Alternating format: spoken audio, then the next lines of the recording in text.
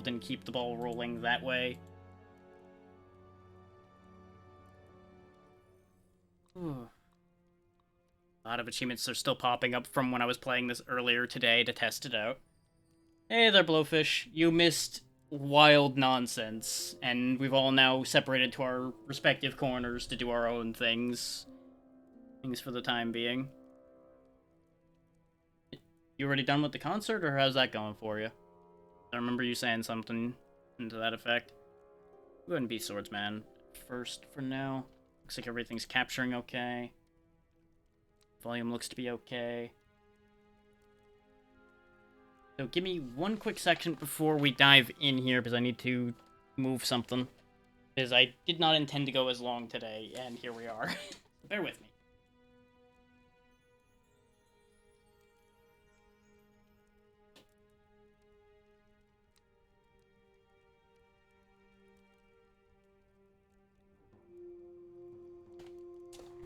Okay. Just wanted to adjust something. We good, we good. So, this is basically another Vampire Survivors style game, but it borrows a chunk from Diablo as opposed to some of the other ones, in that you actually have gear you can take with you after a run.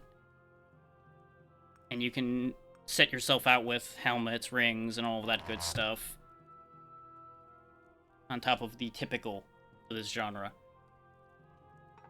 There's also a bunch of quests, which are your challenge replacement for this, that gets you different traits, different upgrades, and different characters, which I still need to work on getting some of them. There was actually one specific one that I was working on this morning. Yeah, kill 1,000 enemies in one visit to the Ember Grounds to get the Exterminator. That sounded interesting. So we'll just get right on into it over here. Do let me know if everything updated properly. It should have, but I can't promise anything. And I'm gonna have some VOD cutting to do after this, because it's gonna be a bit of a mixed up mess. Yeah, I have full aim control in this game, as opposed to a lot of these where it auto-aims your attacks and all that. As you can see, we currently just have a cone attack from the sword. Unlike most of the Vampire Survivors type games, you don't actually get your other weapons by picking up these crystals and leveling. You actually have to go get them on the map. See those talismans down there in the bottom? That's where our other gear is. And it is a bit random. So that's going to be a slight issue. But let's start making our way down towards that. And of course, since I really haven't actually interacted with y'all that much today because of all the nonsense, how's everybody doing? I know there's been a lot going on. So it's probably gotten a little crazy.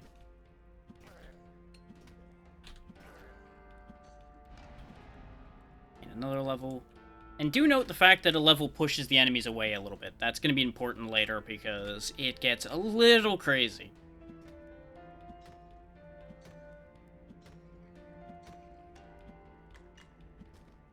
I was going to play Proto Droid Delta today, but it looks like either the Humble page didn't update, or they didn't actually put it on their page as part of their publishing deal for that game. As people know, very frequently things that come out from Humble Games go on their website immediately. I'm glad to hear it, Tiny. So if it came out on there, since I'm broke, I would have played that. But I am broke and it did not show up there yet, so that'll be for another day, or not at all till I get enough money on hand for that idea. I don't think it'll be that expensive. It's probably gonna be like a $20 game, but still, money is not exactly ideal at the minute.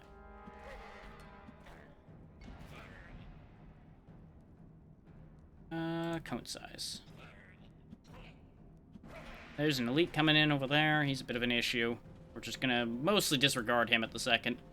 If we scroll them off screen too far, they will wrap around to the other side, like with most of these, which is why I'm not rushing away too much. You'll notice when I look at the imps, they actually step away from you. That's another unique thing for this game in particular, is each of the the various enemies actually have their own AIs instead of just walk toward player until player dead.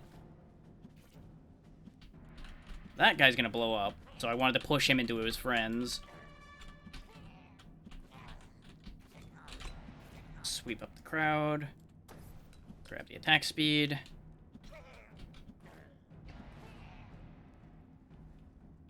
More cone size. But to a certain degree, this is also more laid back than a bunch of the Survivors games are. Because there's not too crazy much going on screen. It's more about control and understanding what you're using and what it's doing than just fill screen with nonsense. We'll go ahead and take the ring blades because I've got a quest to make that better. And that just goes on its own thing. It flies out and then goes back across your targets. But I figured this was a good wind down idea. And it's new, so it might get a few people in. Because this came out yesterday in early access.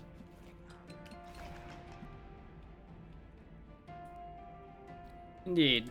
For all the blood, gore, and death happening, it's a very cozy, relaxed situation.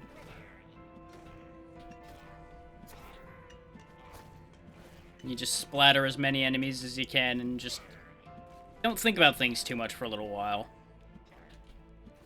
Which is what these are good for. They're just decompressing games, I would say, is the way to look at these.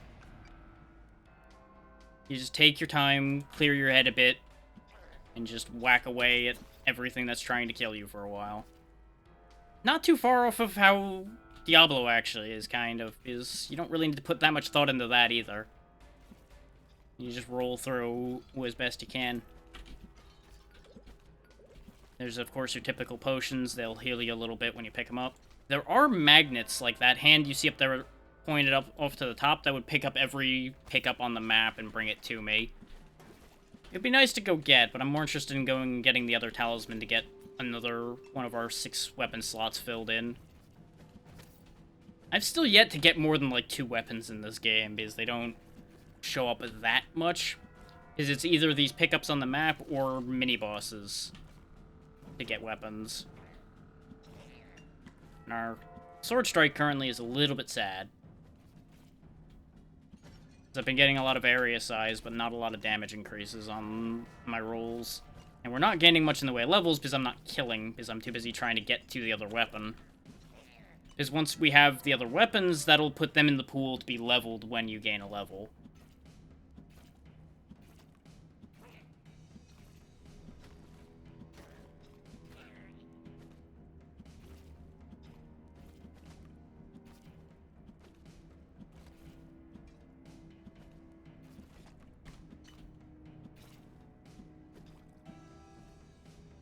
This is a lot further away than I thought it was. Not gonna lie. Really thought we would have been there already. But they do have these spaced very far apart normally. I just thought I got lucky. Turns out, not so much. And this guy's still here because I haven't been dealing with him. He's just hanging out, being pink. And that's fine. But I figure we'll play this for a couple hours, round out the day to closer to like an 8-hour stream. And then I'll cut the VOD up for YouTube later. Or so that it stays thematically sensible. We might be about to die, because I haven't managed to kill this thing yet, and we are very underleveled for fighting him, because I was greedy and took too long walking over here.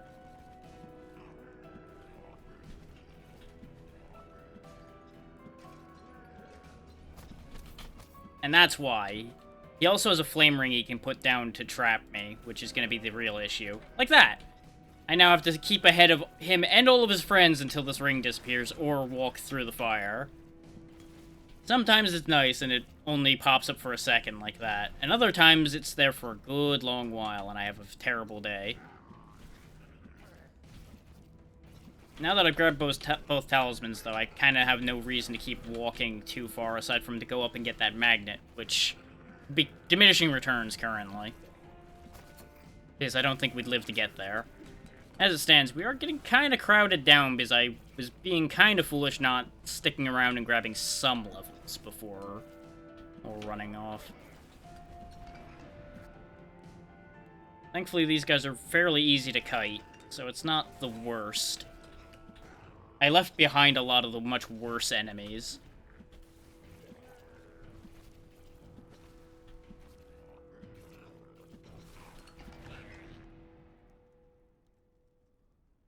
Attack speed will probably help more than a little bit of crit rate right now will. Yep, that's solid. That's a problem.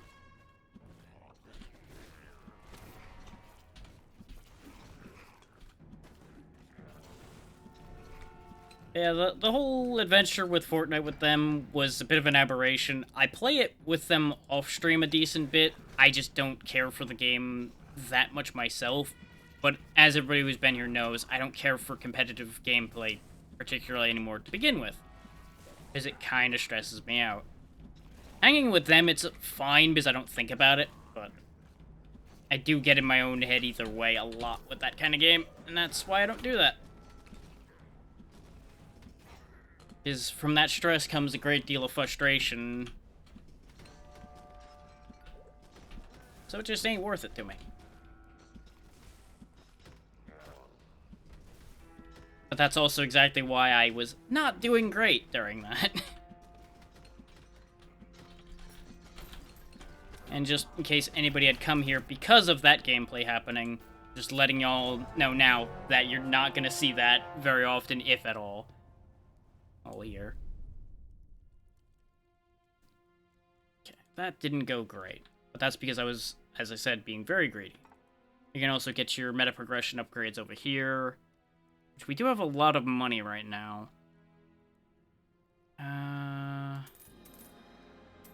a couple of those. I'm going to save some money because this well keeper over here, if I bring an item over to him during a run, we can actually retain that item for all future runs, but I have to buy it from him. And he charges a lot of money for them. So that's a bit of an issue as well. So there's multiple things you have to account for. Let's play this a little smarter this time, gain some levels, and then go on my long journey across the universe.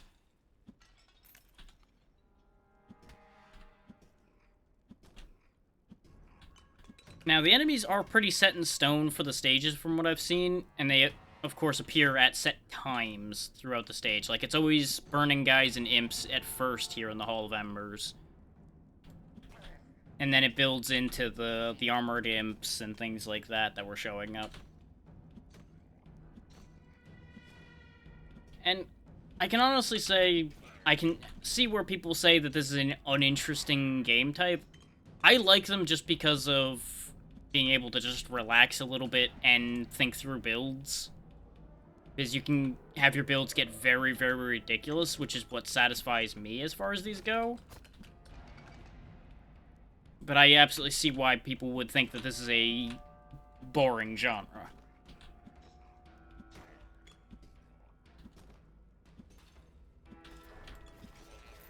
But, you know, not every game can be constant, frantic nonsense. That's just not something that really works.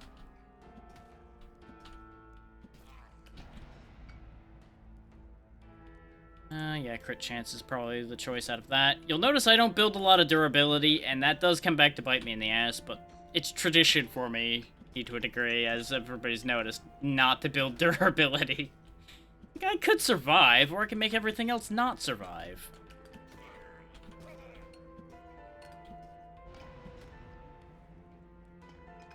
Raise our damage. There we go. Now we're getting somewhere. But you'll notice how much faster I was leveling because I'm actually picking up the resources this time instead of ignoring them. And your hitbox, I think, is actually your feet in this game. For those that think that much detail, I think it's like from the knees down is my hitbox. Considering the way I just wiggled between those guys there.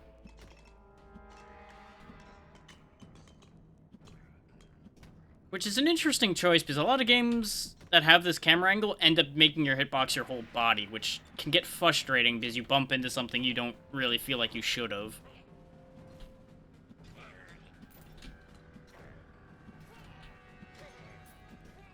And it can be a whole thing very frequently. And I don't know how well you guys can hear everything, so if something is not making sense or doesn't sound right, do let me know. But I think the volume's at least not too high. It might, if anything, be too low. Because there's not a ton of music going on, but there is sound effects and everything that you should be hearing. Not that there's that much to write home about there either, but it helps the atmosphere of what's going on.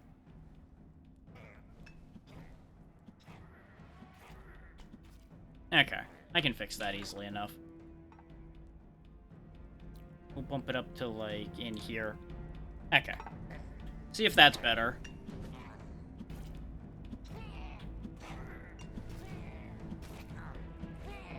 Because you should be hearing a lot of... Excellent. Yep, more cone size. Because if I get rid of that guy in the middle there, he will drop me another weapon. At least he should. He might drop a chest, which will have gear in it, which will be just as well, really. Either one's fine. I need anything I can get my grubby mitts on right now.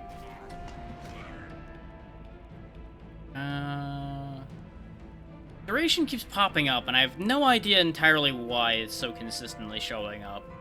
Because I don't think it affects anything I have. It probably would affect things like the ring blade that I throw around, but wouldn't really help now. Building for the future is always a valid idea, as long as you know what future you're getting.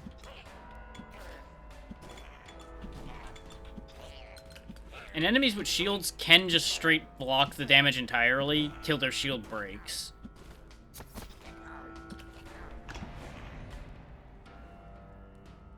Let's get a little bit of defense up in here, because it is going to be necessary.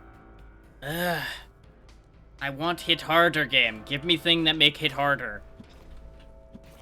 Were those the words I wanted? Well, they're the words I have.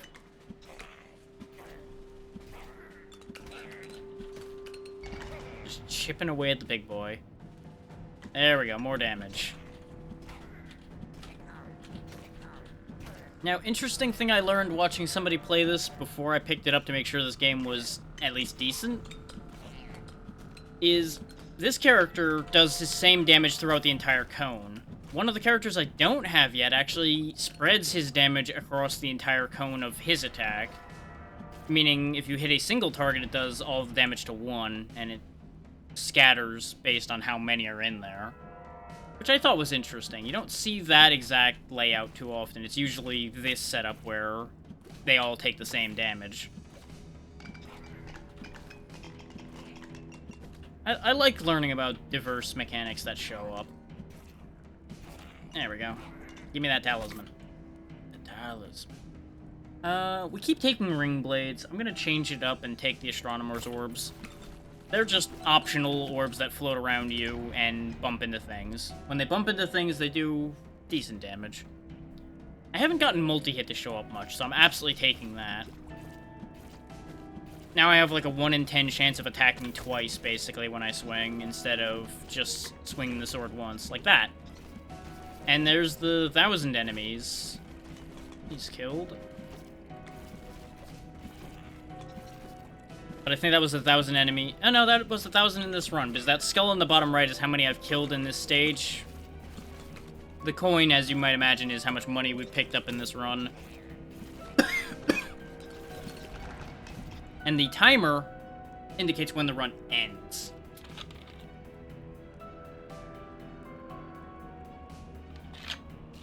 Because I'm pretty sure, like most Vampire Survivor types games, this is going to kill me when that half-hour timer runs out. Or it'll just give me a victory screen, one of the two.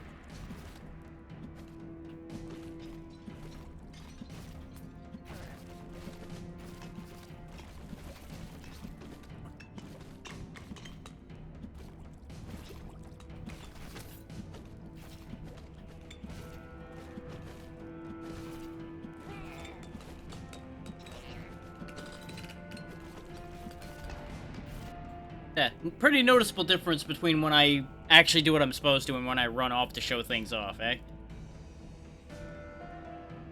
I'll take the base defense instead of the block strength. Because there is a character I can get by getting hit 180 times in a single run.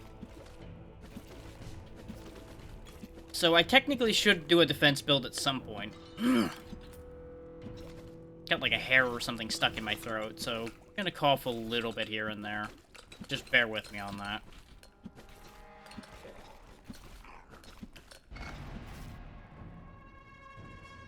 Cone size. Oh, here comes this boy again. I'm a little bit better prepared for him this time, theoretically. Not by a lot, though. But I can clear his friends out a lot easier, which helps immensely.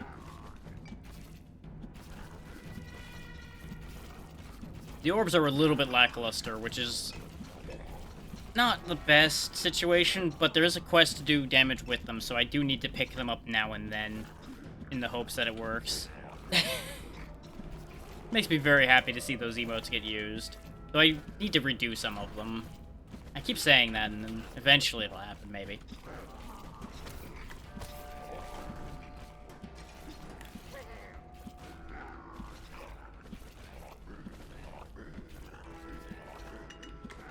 Yeah, a little bit. So, sometimes it gets a little concerning. You gotta be ready with your dancing shoes to tap your way on out of a problem. I've been dancing this dance for a while, so it doesn't really bother me.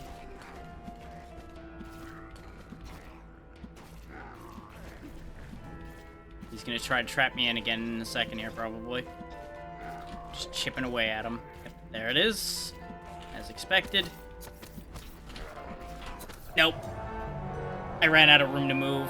And unlike a lot of these games, this game doesn't give you a dash of any kind or anything. But I got what I wanted. A new hero has joined the fray, the Exterminator. Which, I already really like the Plague Doctor aesthetic to begin with, and I'm very interested in what he's got on his back there. Now that I got what I wanted out of there, we're gonna go back to the Haunted Caves for a moment to test him out. Okay, it's a flamethrower. I will cure the plague the only way I know how, by burning it out. Attack speed, I assume, makes more flames come out quicker. Burning the countryside, burning all the peasants. More damage.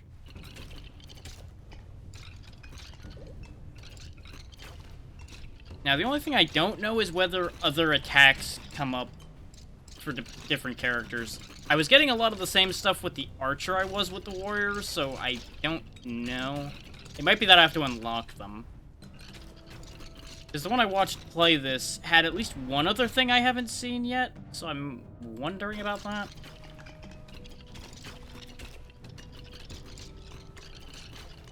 Because he was playing a pre-release build, so he had a couple things already going.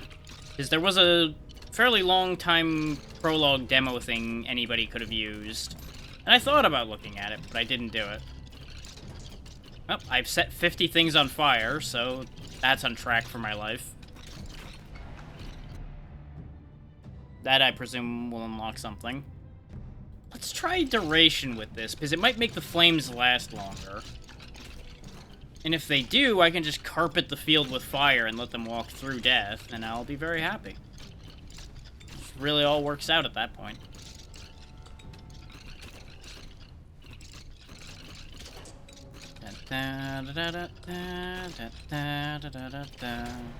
This is how everything burns. Just burn, burn, burn, burn it all to the ground. You can tell what makes me happy when I start just humming about destruction and things like that.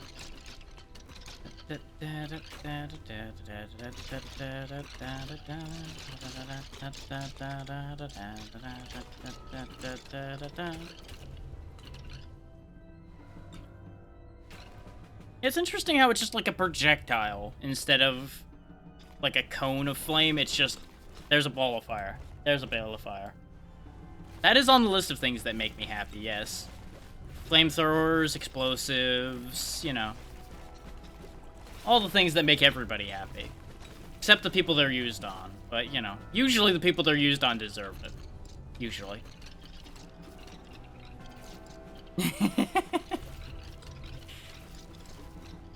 This must be some real hot fire if it's burning bone. Gotta say. That's mildly concerning. Oh, good, a magnet. Swoop.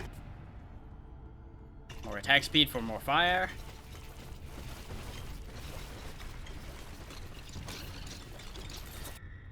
Yeah, it's all the same stuff still, so I guess that's an unfortunate thing. Mind you, this is still early access, so they're probably going to be adding a lot more to this as it goes on.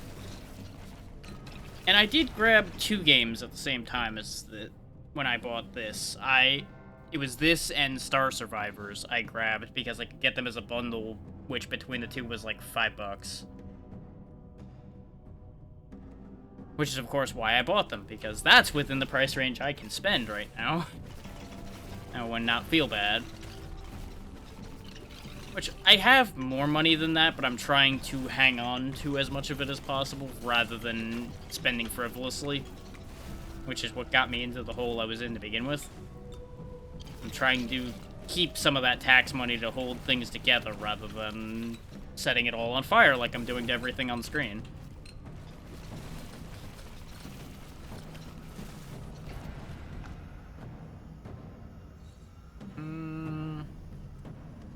I see what you're trying to turn me toward here, game. And I can't say I don't appreciate it, but I don't like it at the same time. There'd be no point in taking the 50 health one when there's the 50 health and armor one. So, that just makes sense. We are starting to fall behind a little bit on being able to clear these things, because I haven't been cleaning up as well as I should.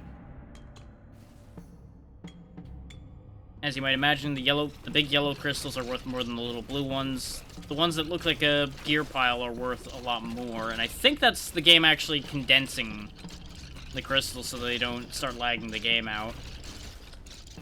Because I only ever seem to see them when there's a lot of enemies dying. Which, that's an interesting thing to think about, because a game like this, if you don't control how things spawn and have a decent garbage collector for the game, it will lag out and it will crash very quickly. That's how they counterbalance how the spawning is in these. Because there is a hard limit to how many things can spawn, I think. Which is also why they loop on the screen instead of being left behind, necessarily. I debated grabbing the duration, but I feel like the cone size will do similar. And I wanted to see if it actually made each of the flames bigger. Which it seems to have done somewhat.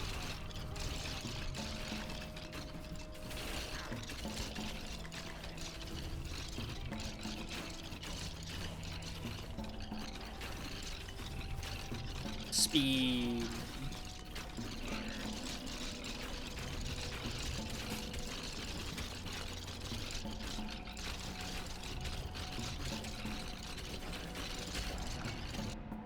It's just satisfying to roast a pile of skeletons.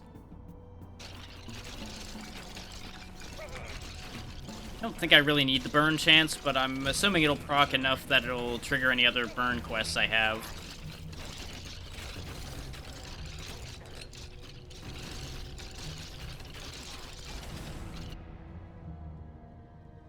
A little more duration.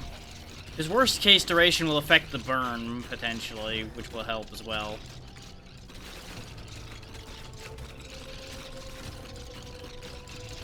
I'm actually kind of reminded of the Weird Science character from the Van Helsing games. Because one of his options was, I think it's like a Phlogisnator, which is a flamethrower.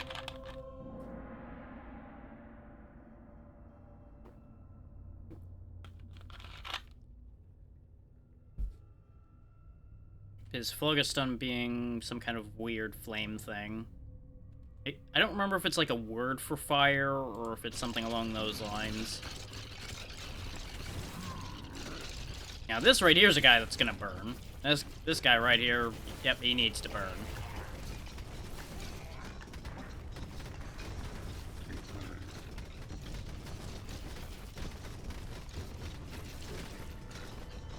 Because he summons even more imps, and as you can see, he's got a bunch of AoE attacks he does. So eventually he'll hit me, because I just won't be paying enough attention anymore.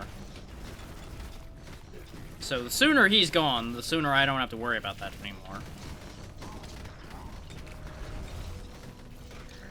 And you'll notice we've already killed another 1,000 enemies. That's just how much quicker this flamethrower has been about getting rid of things. And there he goes. He dropped gear. What do we got? You get a choice of 3. Necromancer's Clutch. Every 15 seconds you summon a skeleton to fight for you. They will perish after a set time, but their life force can be extended. Can handle 5 summons at a time. The plated boots that I already have, 3 defense, 3 block strength, and 3 defense, 3 block strength helmet. Well, I'm taking the ring because it's the most interesting choice.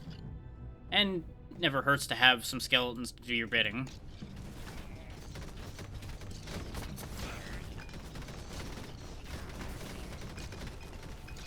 The one with the silver outline down there is my skeleton. And I presume, since he's not burning... Oh, hey, I summoned a caster. Neat. So that isn't just basic skeletons, then. Interesting. Grab some multi-hit, see if it sprays even more fire. It appears to be doing so occasionally.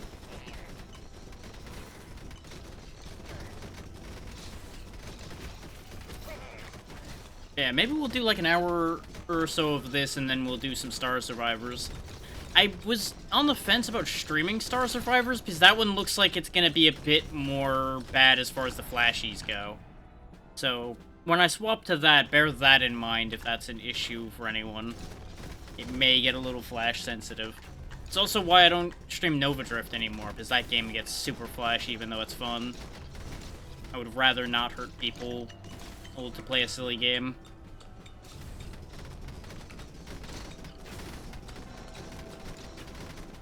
And we all know that all the warnings in the world only do so much because people will have a bad tendency not to pay attention to warnings.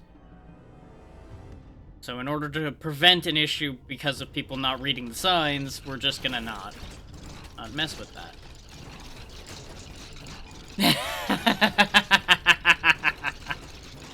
Tiny, please. I can't say that I haven't willfully ignored signs before, but I do usually notice that they exist.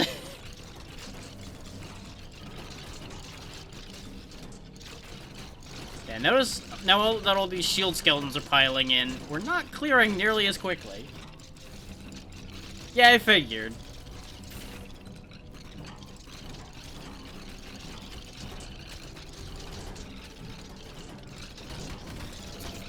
I didn't figure it was a "this sign can't stop me, I don't know how to read" situation. It's more of a "there was a sign?"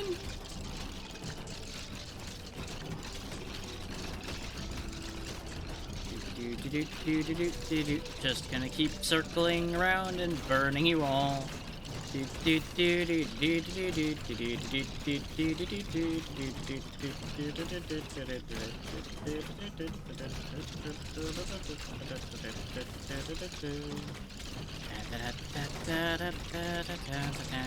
Look at all these prizes.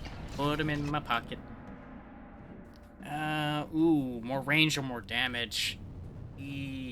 More damage. I say as I take more range, because that's what I meant to say. Because more range means I can reach deeper into the crowd and not have to deal with as many of them being left alive. The burn will take care of the damage for me.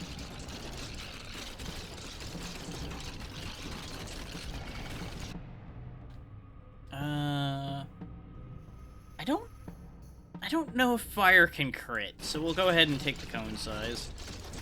But no, there's definitely been plenty of things I've missed the memo on too, so I get it. And I can definitely say I've been one to not be able to take the hint. on things before, too. I've definitely missed some very obvious situations with that. But, you know.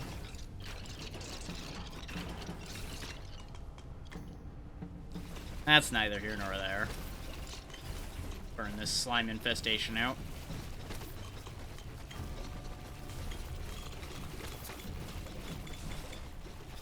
We are getting chipped away at again, which is unfortunate.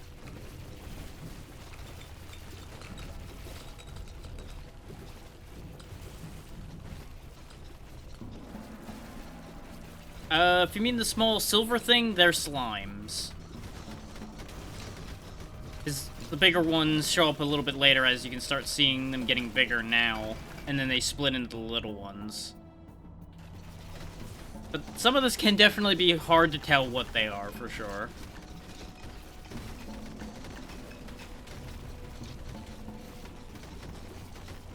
They're just like little silver circles that try to slide towards me. How mad do you think I made nature if rocks are sliding towards me trying to kill me? Actually, don't answer that. There might be a real answer to that question.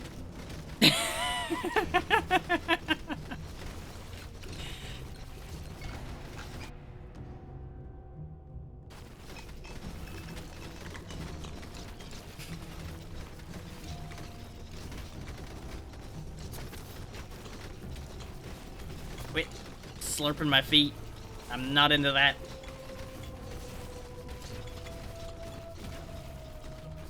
I'm so glad I grabbed Lightning Strike over the other options, because it just keeps conveniently striking down anything I was going to run into, and that has been very helpful. More range. I could upgrade Lightning Strike, but the one I want hasn't shown up again. Because there's an upgrade where it fires more often, but does less when it does it. I would like it to fire just all the time.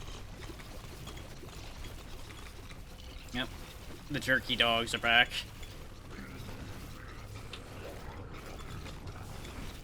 Oh, and the imps. Okay.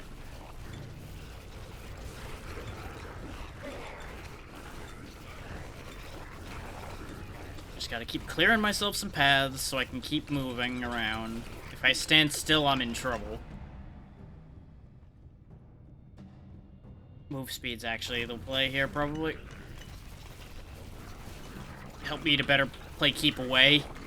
And here comes some green slimes, which help make it a lot clearer what the slimes are. The problem is these leave poison puddles when they die. And I have a very bad habit of walking into the poison puddles. Yeah, no one should like Jerky Dog. Jerky Dog doesn't like anyone either.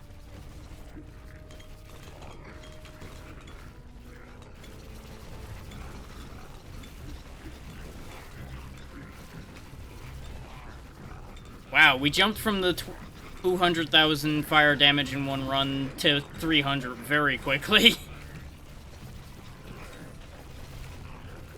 I'm trying to manipulate the Imp's AI in case people are wondering why I move weird around the Imps. Sometimes it's because I'm trying to push them away by looking at them and then move through them. That way they get out of my way instead of me having to clear them. We might be hooped here, though. I'm running out of ways to push them out. Yeah. It's a pity that ability we just picked up probably would have helped, but too late. We've unlocked a couple more things. Dragon's Breath sounds interesting.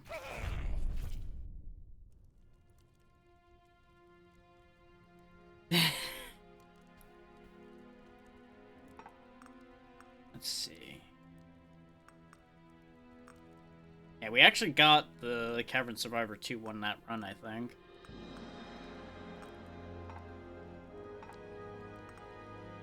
Yeah, we now have a Blessing for Fire Damage, ability Dragon's Breath.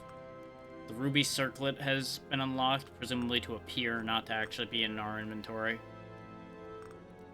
Yeah, we got a lot of Exterminator quests right out the gate. Which is not surprising, considering I have quite the affinity for fire, as has been very widely shown. Let's increase our fire damage a bit, since that's now an option. 'Cause that wasn't an option before. And we'll, I guess, grab some of those defensive benefits. I guess. Defense. Silly. Very silly idea. We'll go ahead and go back into the haunted caves. Let's see if we can actually win a run. You can also toggle auto attack and auto aim as you see down there if that suits you better.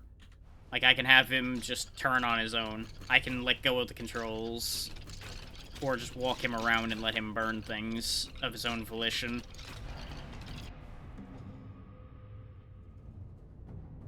Which is good for the people that are used to the other Survivors games where that is how it works. And good for if you just want to relax a bit more and only focus on moving. Which, that's something I've noticed with this genre of games, is it... Some of them have a surprising amount of accessibility options for how simple these games are, and I appreciate that. Accessibility options should always be a very heavily sorted thing. They should always have good accessibility options. Even if they're not things that necessarily make a game easier, even though I'm fine with those being accessibility options, things that make it more user-friendly for people that might, like, only have so many fingers or have an issue with one of their hands or things like that, I think should always be something that's available.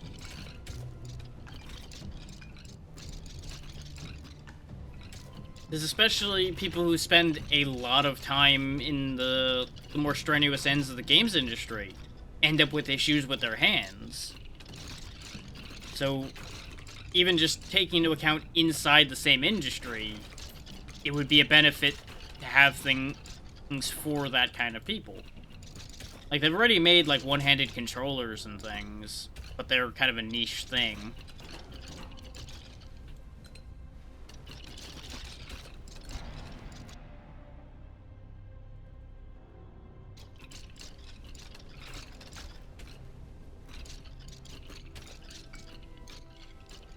Yeah. And let me tell you, I have nothing but respect for the people who have learned to play games one-handed using a standard controller. Because let me tell you, I tried that in a couple simple games just to see how it is, and God, it is. It is a whole new ballgame. It is doable, but I feel like there's only certain games you can pull that kind of nonsense with.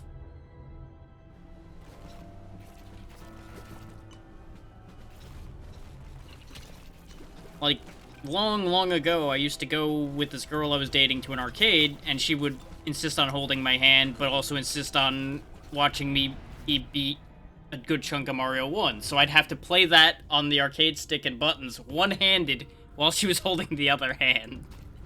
Which was fine, but it's like, this is now a lot more complicated. But I then learned how to play that whole first half of that game one-handed.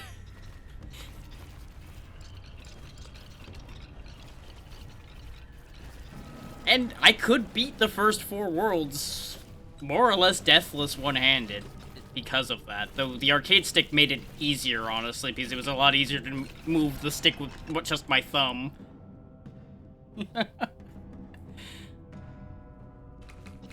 So, you know, that's my one party trick for the day there, is the fact that I can do that.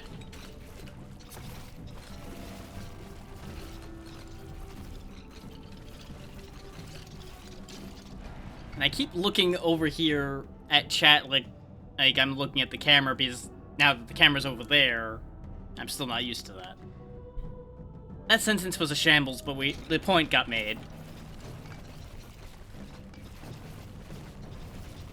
Is my chat window is still over there, which is why I originally had the camera there, was so that I would look at you guys when I was talking to you.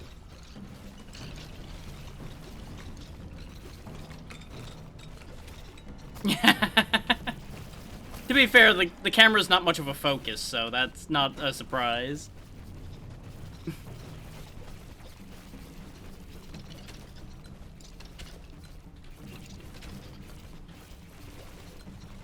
Because I'd moved the camera over there for the model debut, and I just didn't move it back because this angle's kind of better.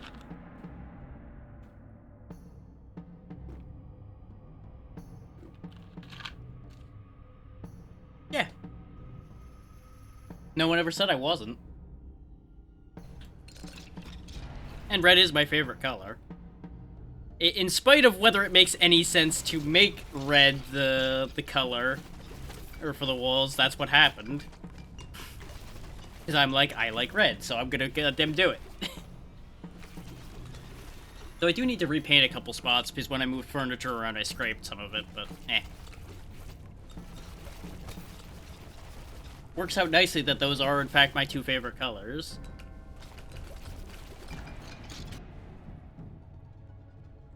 And throughout my life, ironically enough, I've always been told that red is a good color for me. So that's just yet another convenient bonus.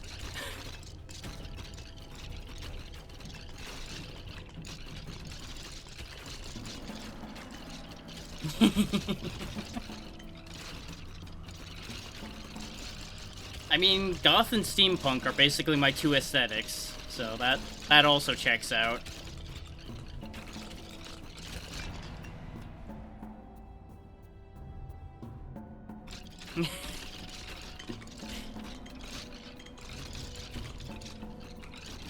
And I've been trying to incorporate the steampunk stuff into the brand a bit, but I'm having trouble making that as noticeable as I want without it completely taking over the pieces that I'm working on.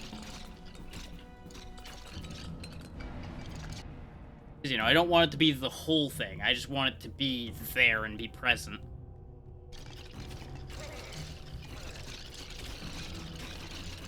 Yeah, I figured you'd get what I'm saying.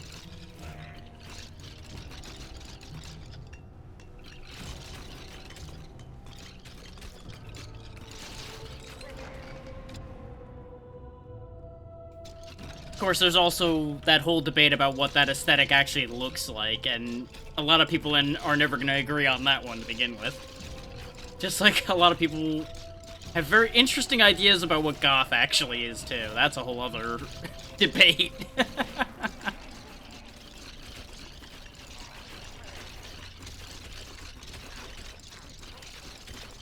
Of course, then you've got goth and gothic, and that's a whole other situation.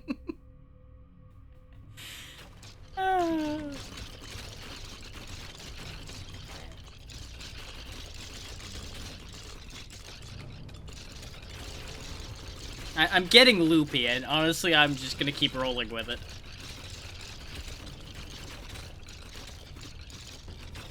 I love it. I only really came into my interest in it in the past handful of years, so I really don't have much for it. Though, where is it? Hang on. Got one thing that I think you might appreciate, Tiny.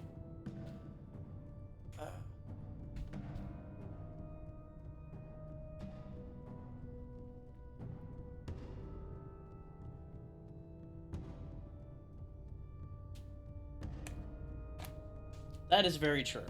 Yeah, I picked up this little thing a while ago. One of those statues you can get on Amazon, which, you know, not the most intricate of things, but I really like this owl. I've got little statues like this all over the room. I didn't originally have all of this set up on this side, so there was a bunch of stuff displayed conveniently where the camera was going to be, and then I never moved it all when I moved the whole setup across the room.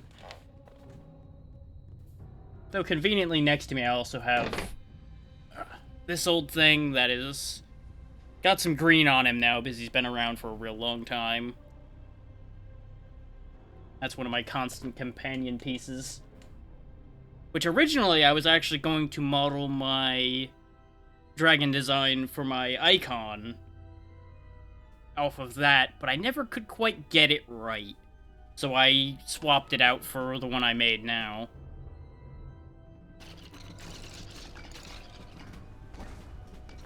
Okay, I've got a scattering of statues like that all over the room.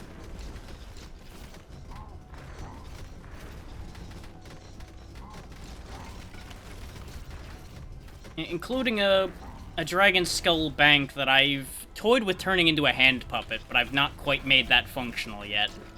when it gets working, I might actually put it to work on the stream at some point. I just gotta figure out how to get it to move the way I want.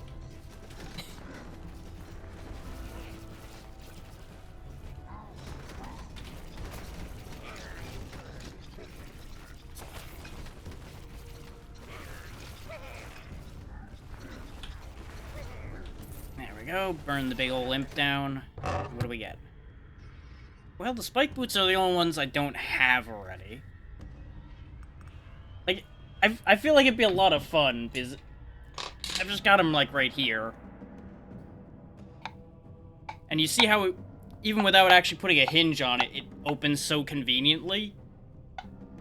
I just need a good way to manipulate it without people seeing my hand manipulating it, because I could just hold it, like, down here, for example, like that, and then just manipulate it from behind the skull. I just need to figure out how I want to do that in a convenient way to consistently do it. Yeah, it's on the project list. It will happen eventually, just... You know how soon TM ends up being. There's so many things, and eventually they will all happen, but God knows when that eventually is.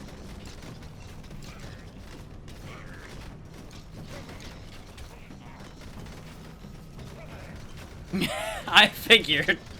I feel like we all live that on a regular basis. Between working and just getting too distracted, there's just so much that piles up. And even though I love working on this, it still takes up a lot of my time. Between editing, the little bit of editing I do, the artwork I'm constantly trying to make for this, and all of that, there's very little time left sometimes. And I wouldn't trade this for anything. I mean, genuinely. But it is kind of a loop that happens sometimes, where it's like, well, how do I fit in doing any of these other things I want to add on top of this? The answer, I have no idea. Because, like, as you know, I had to basically backtrack on the model design in order to fix the movement on it. And since that's not exactly been going fast, I keep having to put it off and put it off. And yesterday I just was in a terrible headspace because that just happens sometimes, and I got very little work done on it. Which did not help said headspace. Everything's fine now, I just needed to take a day to get over that. But, you know, that's just one of those things.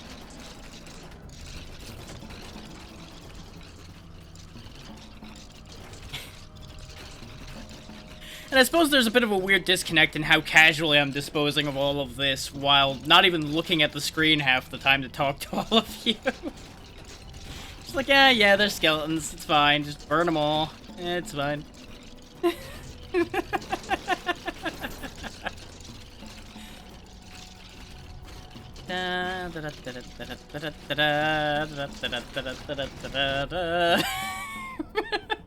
This is the level of autopilot I have for some of these things at this point. I don't have to think about it. I don't have to look at it. I'm just chatting shit while this happens on screen through vague puppetry.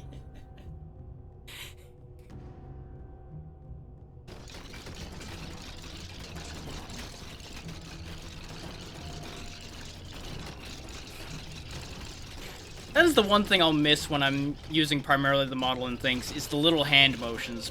But there is hand tracking available, and if I get it right, I can definitely make something good of that, but that's gonna be a whole other thing. Ooh, is that gonna be a whole thing? Because as we all know, hands are the worst things to draw to begin with. So that's... Ew. It's just as well that Nimble eats hands. If he eats all the hands, I never have to draw any.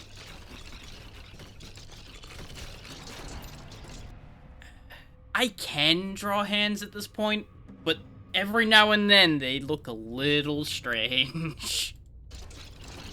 And I can't really focus on them while I'm making them. If I think about it just a little bit too much while I'm making it, it all comes apart. I don't know why, but it just falls apart immediately if I think about it for more than a second or so as I'm going through the movement of making it.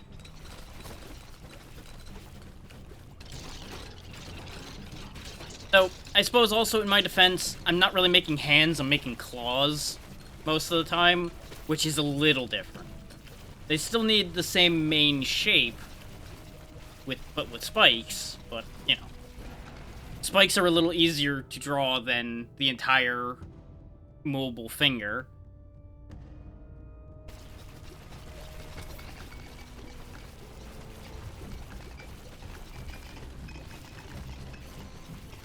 That's just one of those things. There are some people that can draw, like, super detailed hands, and they do it so easily, and I'm like, how long have you spent making these fucking things to get to that point? Because, my god.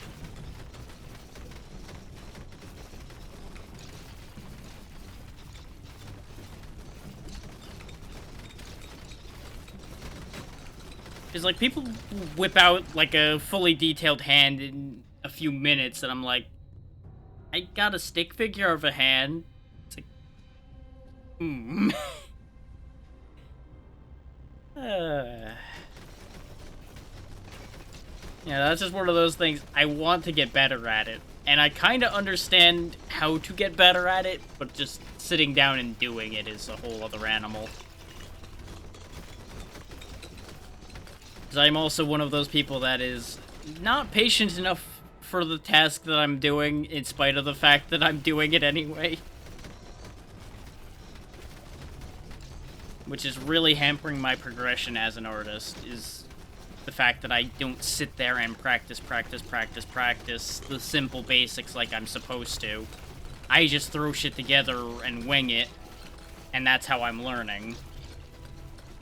But I understand completely that it's a blessing and a curse to do it that way. You'll get fast results some of the time, but then you will hit stumbling blocks and sit there for a while sometimes as well.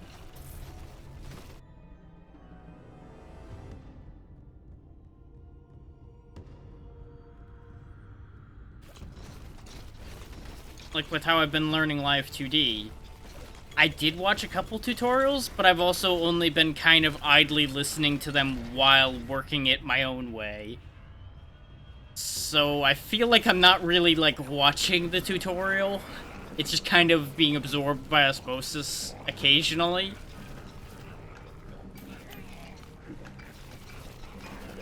And don't get me wrong, I've still learned from those tutorials that way.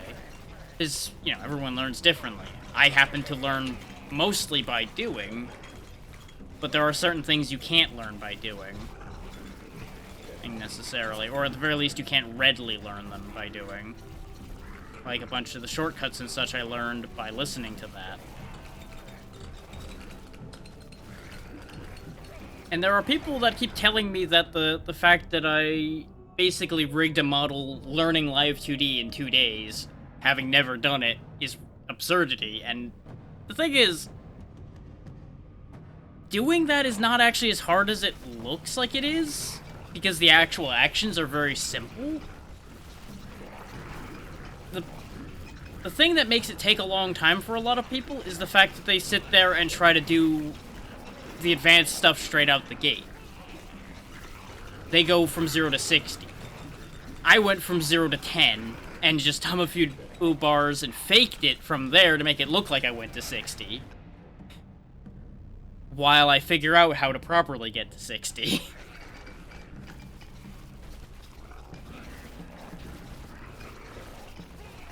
It's like, that entire model I built was me wiggling lines around. I literally just drew deformers across the curved lines and wiggled them in whichever direction I needed them to wiggle in. And that's all I did. That is literally the entire process of what I did. Creatively wiggling lines is literally what that animation boils down to.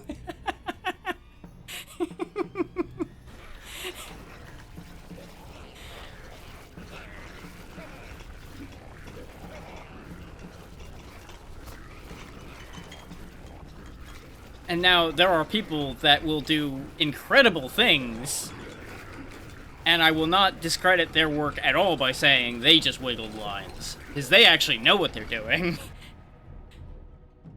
I have no idea what I'm doing, and I'm just making shit up as I go along.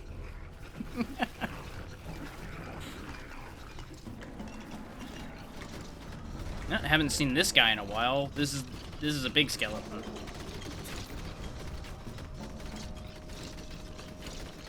He's also got a bunch of charging skeleton spearmen with him, which are what actually has killed me every time I've gotten to this part.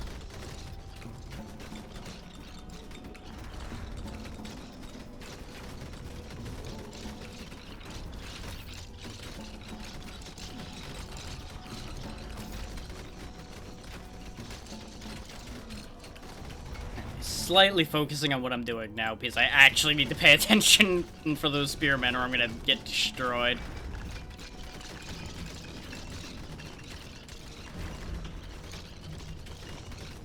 I say as I promptly look away.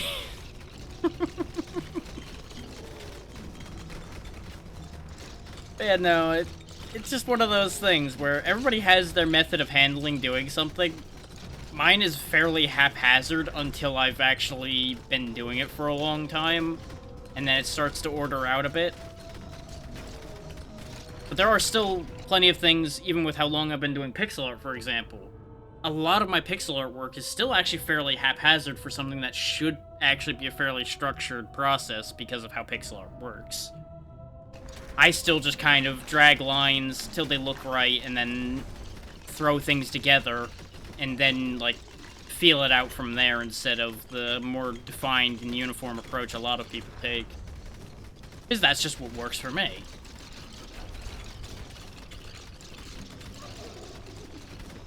That's how I learned to do art originally, back when I was still doing pencil and paper stuff back in elementary school and middle school. And that has stuck with me as my methodology since. That has never changed. It's just, okay, I'll scraggle a bunch of things here. Does this work? Yeah, kind of. Okay, we'll go from there. Take that, move this around. And, like, kind of fill it together in a way that makes sense to me. My process has just gotten a lot better because I understand what I'm doing a bit better now. I could get skeleton skin or I can get more attack speed, but I'd lose the pickup range, and I need the pickup range. So take the ring, and we'll start walking toward that well now that we got rid of the big skeleton. Because if we can get to that well, like I was saying before, we can put the ring down the well for the well keeper to pull back up on the other end. Because that well dried up in town ages ago and now connects to this place. I mean, I just tunnel through the entire skeleton legion with a flamethrower. Everything's fine. Everything is absolutely fine. I need to burn those mages with extreme prejudice. We're dead. We are so dead. The only thing keeping me alive was standing inside the fire wave, and there was nothing left for me to fix that with. Whew. I was way too far across to fix that one. I didn't realize how far from the well we actually were. But we did get the Ring of Fire. And, okay. Level 60 would get us 750 gold. Firewalker boots come from walking around. I really thought we walked 8,000 meters during that whole thing, but apparently we didn't. Still haven't destroyed 200 objects. We've only killed 8,000 enemies out of all of that.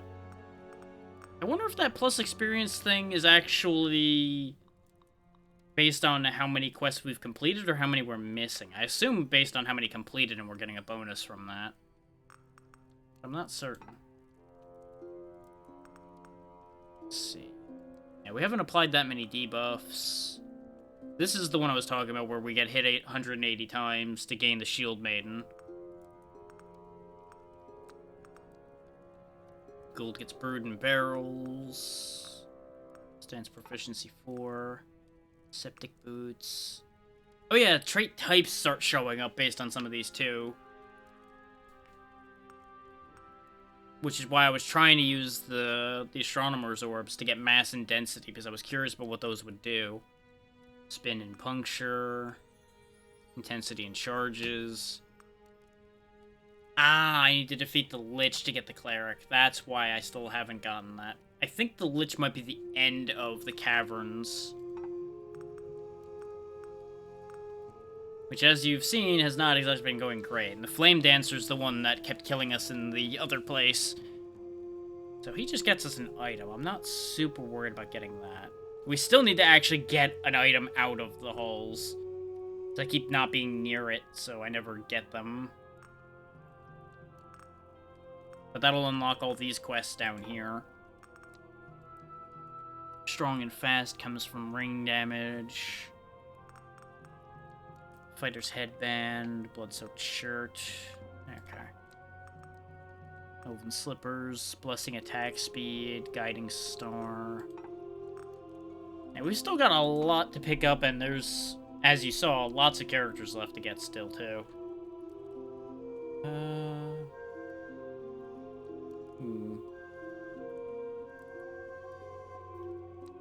Do I want to switch to Star Survivors for a little bit and figure out how that is? Because that one I've straight up not played at all. I haven't even tested that. Yeah, I think we've seen what we're going to see with this, so I'll go ahead and switch to that. Huh, apparently the 300,000 fire damage in one run and in the level 30 Exterminator are a 0.1% achievement at the moment, because not many people have picked up the Exterminator probably yet. Since the game only came out yesterday. Where is it? Where is it? Where is it? There it is. Now, as I said, I don't know anywhere near as much about this one.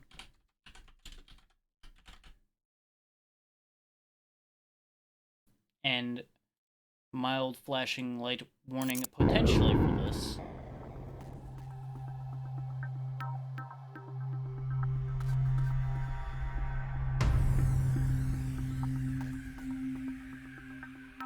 So if flashing lights are a concern to you, you may want to not particularly pay attention for this one.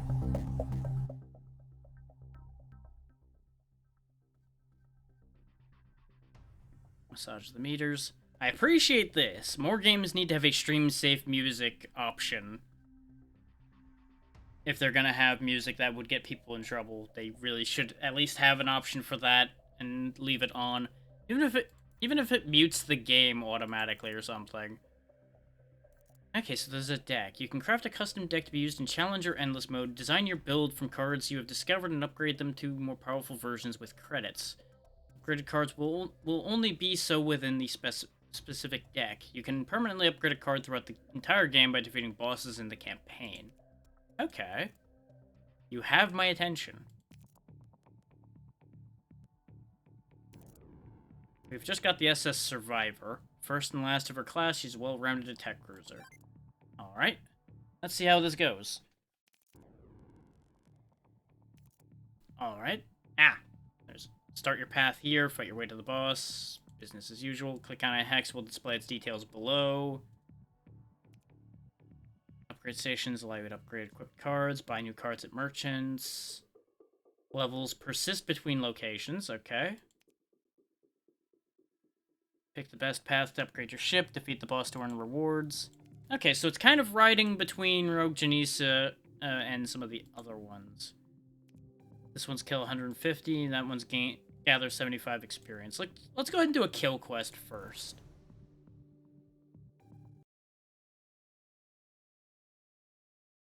I feel like we'll get more than 75 experience killing 150 enemies. Okay, so we got very good control of that. Okay. Ship relative, directional line. Screen relative, ship relative.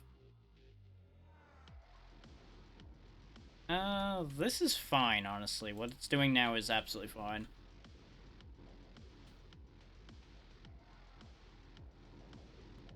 Now, where are my enemies and how do I fire my guns?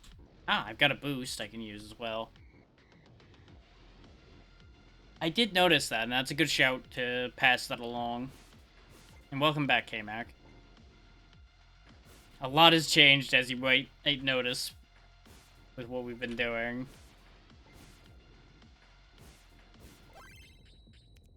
Random moving beams that destroy all on its path. Spread shot and scout drone to collect resources.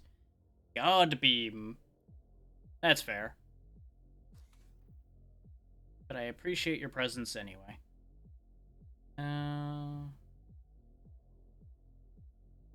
Okay. So that's now mounted on that spot. And the beam just kind of goes where it wishes. Noted. I thought it was going to be like a beam that comes out the front of the ship. Extra money when picking up credit gems. Or shot cannon. Let's take the cannon, get more shots going, and then we'll start working on economy.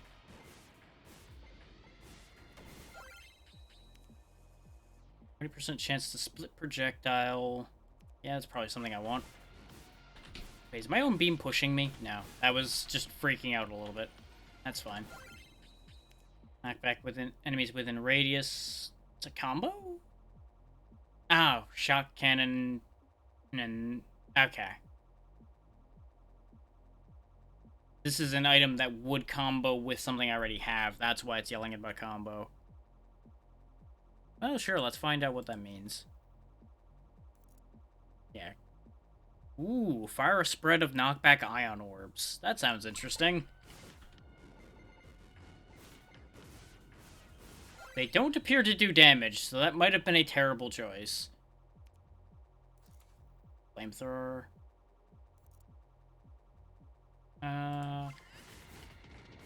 I was hoping that would replace and then allow me to move that, but it would appear that that replaced it and got rid of the God Beam, so that's unfortunate. We still have the option to upgrade it, though. +1 weapon fire point to all equipment? I don't know what that means, but... Oh! It's an extra projectile, basically. So the flamethrower, like, fires 2 flames, and the other one, yeah, okay. It is like bonus projectiles in any other games like this. Sure, just deploy explosive drone on location. We'll just have mines pooping out of the back of the ship.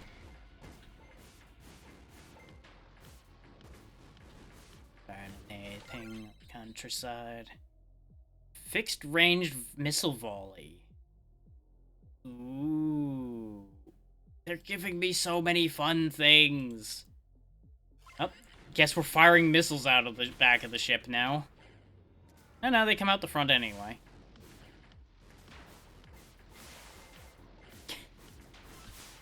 Spin.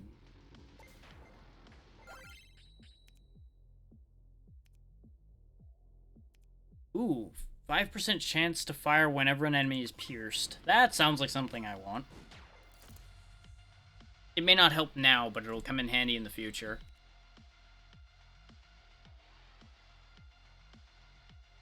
What does enemy tagged mean? I don't think I have anything that tags. That said, we'll grab the ability for the beam to fire whenever an enemy's burned, since we've got those 2 big flamethrowers on the front of the ship now. Sorry, I just had an itch in my ear and I could not focus on anything particularly well while that was happening. So we gotta kill 150 enemies, 120 seconds, and 90 seconds. Oh, and there's also the other objective of destroy 14 asteroids. This one seems like the most interesting one. It's got 2 things going on. It lasts a while, and the starting difficulty seems to be the highest. Which means there should be plenty of things to kill to make us some money. I do need to get better about actually picking the money up.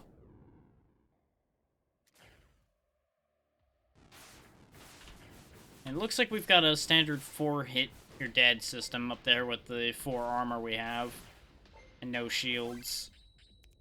Explosive beam that damages enemies in a radius on contact. Okay. Go ahead and put that... Yeah, you know what? I shouldn't really front load this much, but I'm going to keep front loading the ship anyway. Because I typically face my enemies, so it makes the most sense to have all my guns pointed to the front. Because I can just spin in place, so it's not like I need to worry about them sneaking up on me particularly.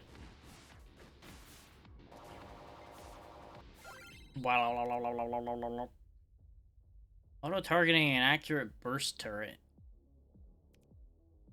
That's a replacement for my auto turret, apparently, I think. Oh no, it's a... It combines with the atom beam to make point defense. Well, I'd lose the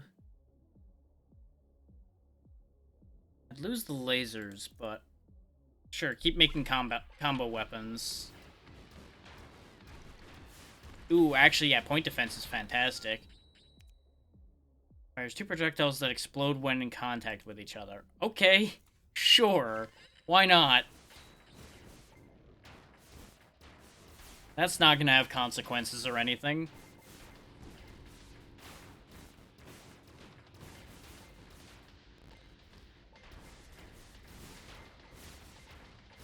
Nothing could possibly go wrong from this.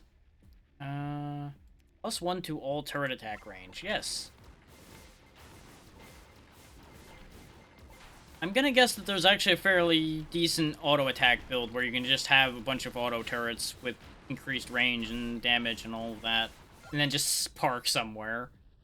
Deploys a connecting ion laser drones that slow targets. Plasma cutter or another shot cannon. I do appreciate how they tell you what the combo weapons for something are on there as well. Like, I could get the scout drone and make a blade drone with this, which that sounds like the most interesting one. So we'll get that and put this, like, out the side. Oh, this is just constantly going, too. Huh. And of course, I took the other one, and we got the combo for the one I was originally thinking about getting. Ah, well. Let's extend our beams. We've already destroyed enough asteroids, but these asteroids are full of money, so I may as well keep breaking them. So far, this isn't as flashy as I was worried this was going to be, because a lot of these space games have a horrible flashing light problem a lot of the time. Beam piercing, short-range ion discharge that jumps between targets. Sure. Just bristle with weapons. Which really shouldn't be a surprise to anybody that I'm just cramming every gun in creation into my ship. That's just how I do, even when I'm not allowed to do that. I try my best to do it anyway. Extra fire rate for everything? Yes. If I don't cause an apocalypse just by driving my ship somewhere, I've clearly not built a big enough and bad enough ship.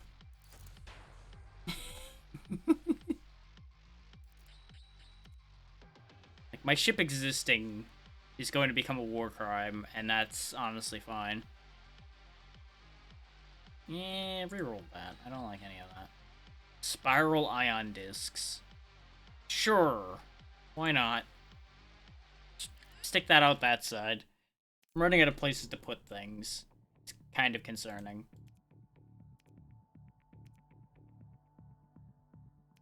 I wonder... Oh yeah, no, it's hold 75 credits and kill 450 enemies. I was about to say, I wonder if it would auto-count the credits one, since I have more than 75 credits, but I think those reset when you enter a stage. We'll go ahead and do this one. Because 450 enemies should net us a lot of resources. And I don't think it'll take that long to kill that many. Not at the rate we're going. Just look at that. That's already 42 enemies, and we've only been here for 13 seconds. So, not too worried about it taking too long to kill them. Sure, extra slots. Spin me right round, baby, right round.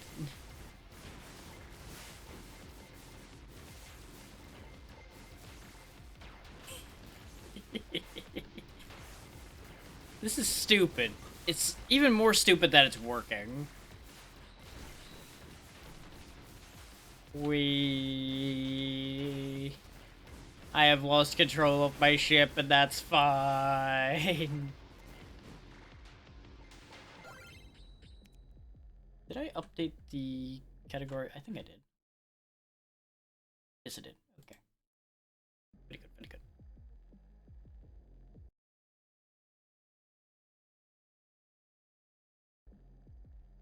You know, saying I lost control of the ship implies that I ever had control to begin with, really. And that's a whole other problem.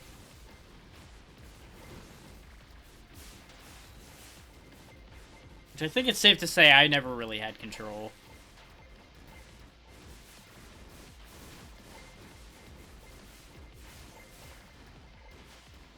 No asteroids shall pass on my watch, except that one. We don't talk about that one.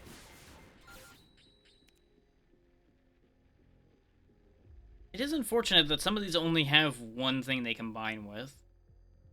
I'm kind of curious about the segmented shield with the combining with the recharging shield. We have a lot of money. Let's start re-rolling. Okay. Spinning bullet drone has my attention. And fighter squadron. Huh. It makes orbital mines if I upgrade that. Spinning bullets.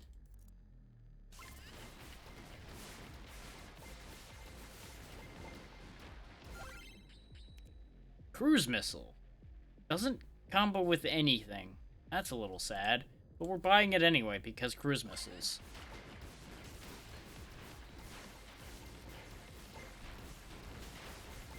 Oh, it didn't make a spinning bullet drone. It actually is a drone that shoots lightning out of it because of the combination. Okay. Well, there's the recharging shield, which I do want even if I don't get the other weapon attachment for it.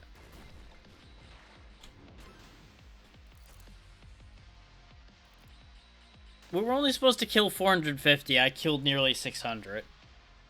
I feel like I'm the problem, but at the same time, I'm going to keep being the problem. Keep adding more weapon slots. Just add all of the weapons. They can't get me if I blot out the entire universe with the sheer volume of gunfire coming out of my vessel.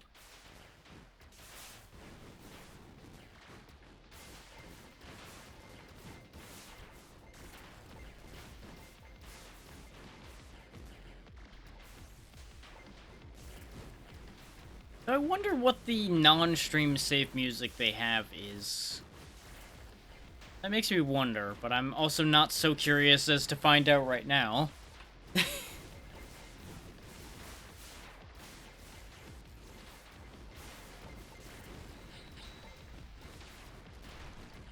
You know, it occurs to me, I can just stack up a bunch more experience gems than what I need for the quest, and just leave them laying on the ground, and then, like, boost through a shitload of them, if I really want to get the most bang for my buck out of a stage like this. I probably don't need to manipulate it like that, but that's a thing that just occurred to me that I could do. Sure, more arc jumps for my Tesla orb. Go, Zappy Ball. Go get him. Get him, little buddy.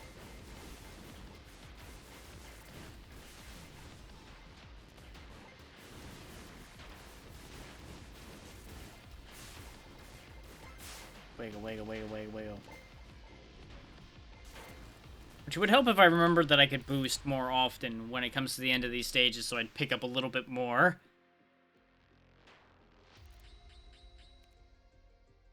The railgun combines with the particle collider to make a black hole generator.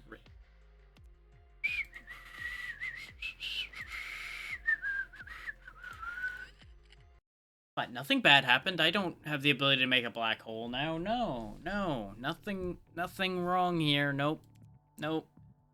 There's not a problem. I'm not about to be even more of a menace to society in the slightest.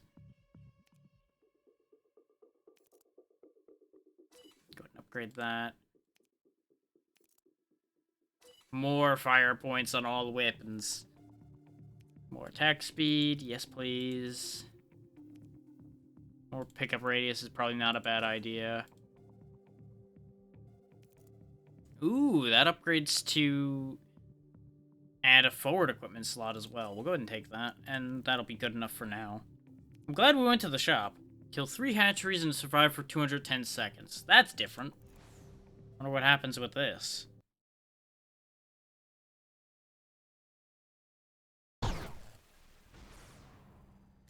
Well, there's the black hole.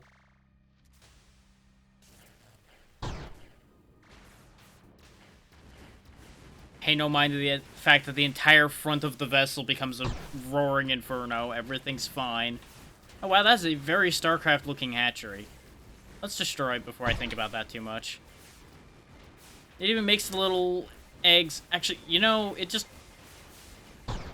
didn't process till now that all of the big flying enemies also look like Zerg drones as well. Huh. There's a theme here.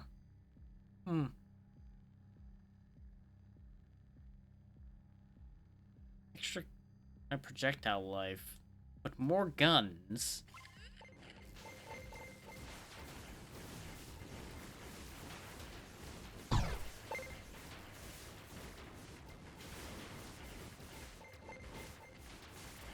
They don't... The rest of these don't quite look like mutalisks, but I guess that's what their closest analog would be. The next hatchery's up here, it looks like, and then the other one is up and left.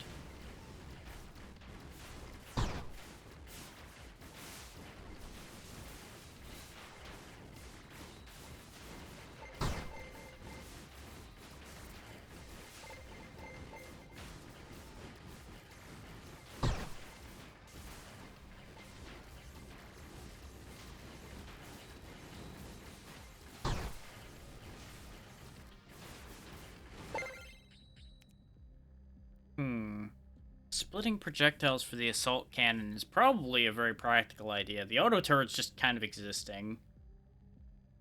Let's see if we can reroll, though. More pickup radius. More money. We'll get more pickup radius. Fun fact, my own black hole can also pull me and stick me in place, so that's a bit of a problem. That could be an issue in the future. That might get me killed. But it's okay, I can spin. Spinning solves all of my problems.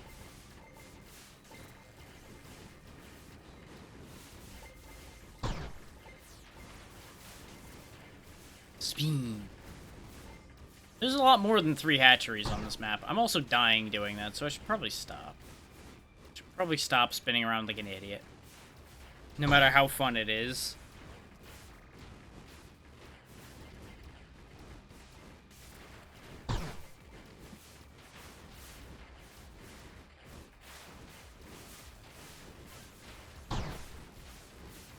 I admittedly don't know how long I'll stay on this game. Probably just, like, go till we die this time, and then we'll call it good at that point. Because we have been going for, I think, close to 7 hours now. Might even be close to 8 at this point. No, it would be close to 7 hours because we started at noon.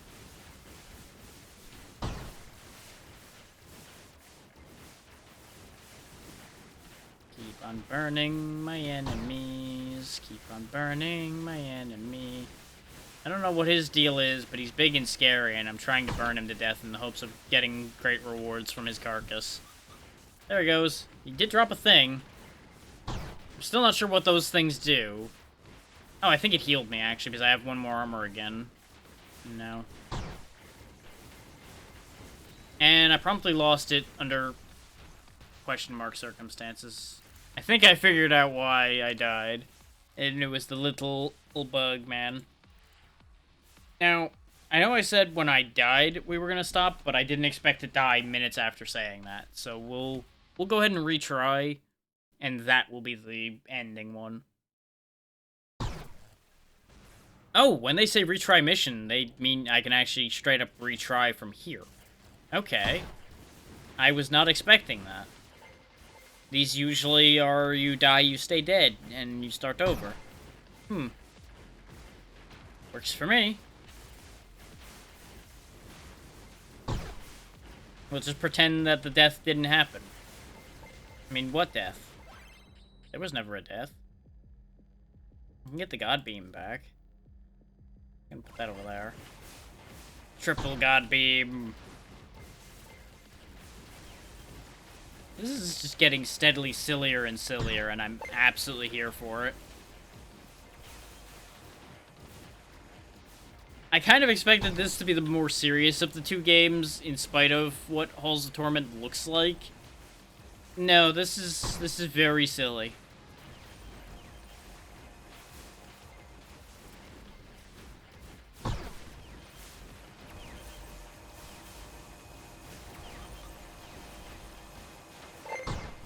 I also see why this came so highly recommended, though, because a bunch of the people I know of that play these kind of games were like, hey, play Star Survivors, it's a good one.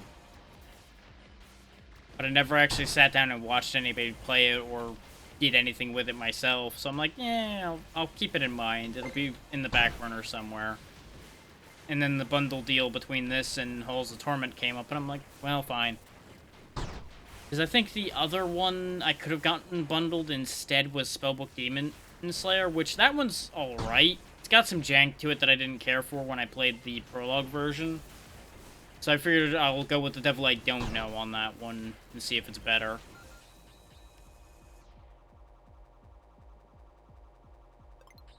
And so far, I think this was a better choice for me.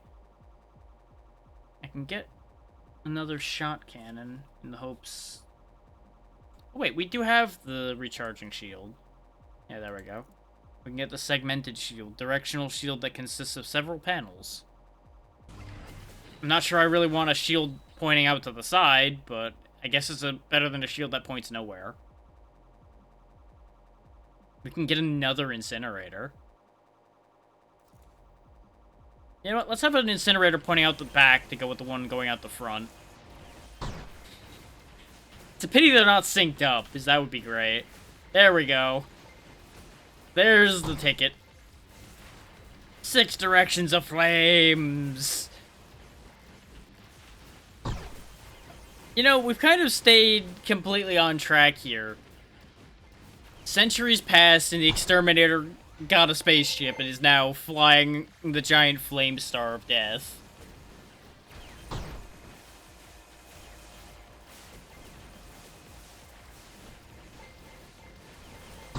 We've just kept the theme alive here.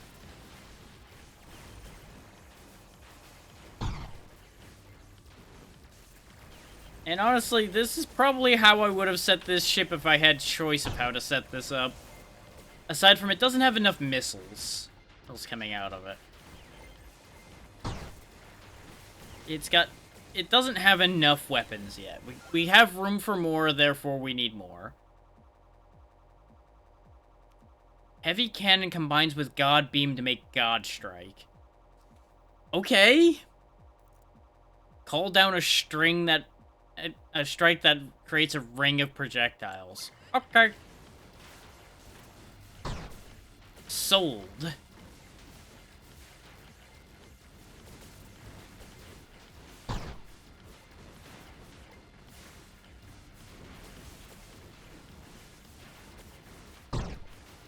I feel like I might be slightly disappointed in these God Strikes, because I'm not really seeing them happen much. They're just kind of existing somewhere. And I did it bad. Well. The fact that you can return to map is also interesting. Like, we could just leave that stage behind entirely. Oh yeah, you can just literally just... Oh no.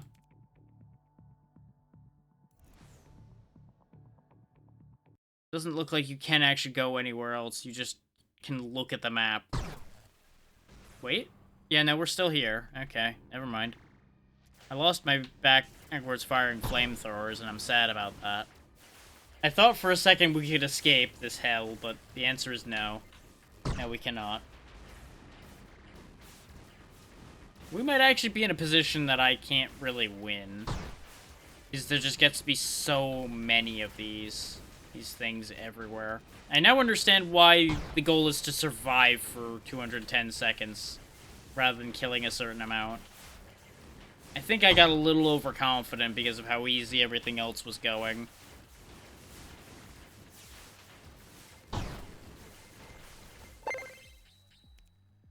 The fighter squadron might not actually be a bad idea. Help clean up some of the things that I'm not paying attention to. There's a lot of little stuff getting in and touching me is the problem. Look at the tiny little ship. He's out there doing his best. Huh. He moves based on how I'm moving. Look at how I can just make him freak out and just spin. Look at what I do, little one. Do as I do. Spin. The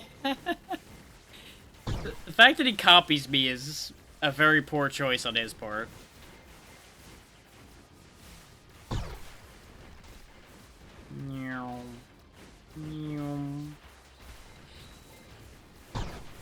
Let's get away from here. Get on toward another hatchery. Because that's probably another thing I should actually be doing in a fight like this, is going forth and killing more of the hatcheries quicker instead of fucking around for as long as I do. Letting millions of drones pile up and causing me problems. Okay, hatchery destroyed. Away. It's not going to be as profitable because I'm zooming away from where all the experience is, but getting rid of these hatcheries will make our life a lot simpler, I think. So we stop losing. It's almost like this is what happens when I take it slightly more serious instead of fucking around. I feel like we've had this conversation before. Nah. Couldn't have. Not possible at all. Oh, I don't like the look of that. Well, they took me more seriously. I don't know how to evade that guy. I dashed away and he immediately just pivoted and followed me anyway. That was rude. I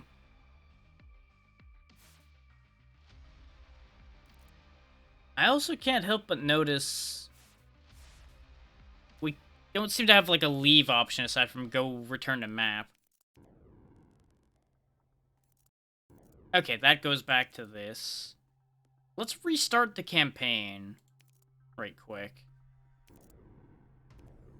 Try that from scratch now that we know a few things. Because that's what I was going to do when we died before. Make a slightly less wacky and garbage ship. And see if it holds together a bit better.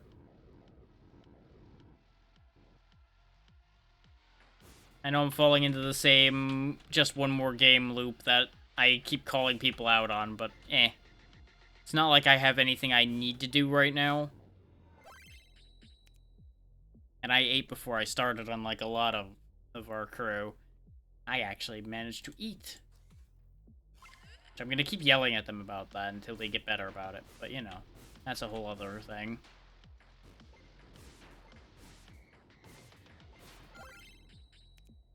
Tri-shot ion cannon.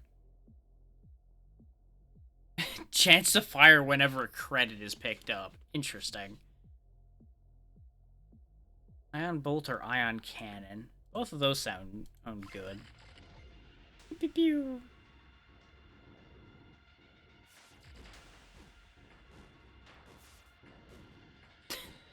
It almost looked like the asteroid just ran that alien over, even though we definitely blasted him into the next generation. Huh, armor plating. Didn't see that at all last time. Not that I would have taken it if I did see it, but, you know. Let's upgrade our auto turret. It's one-shotting them now, but we definitely proved that later on they don't die that easily. Let's grab these credits.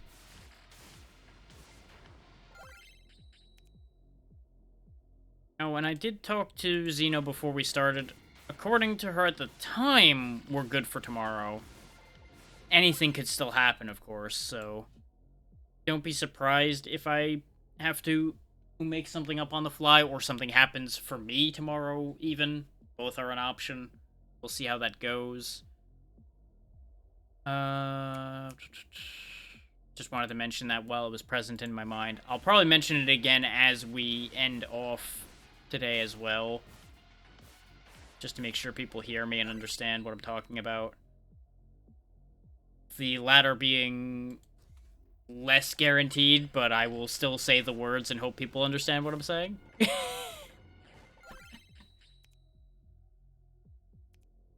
And theoretically, tomorrow will be for the king, if everything works out on both mine and Xeno's sides.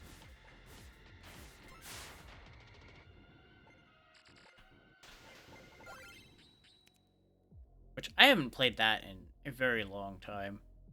And the second game is coming soon-ish, which is part of what spurred me to bring it up. Sure. Let's grab a thing that sucks up objects for me. That'll help me actually get more of these pickups that I'm leaving all over the place. There we go. Increased level up rate. That will also help.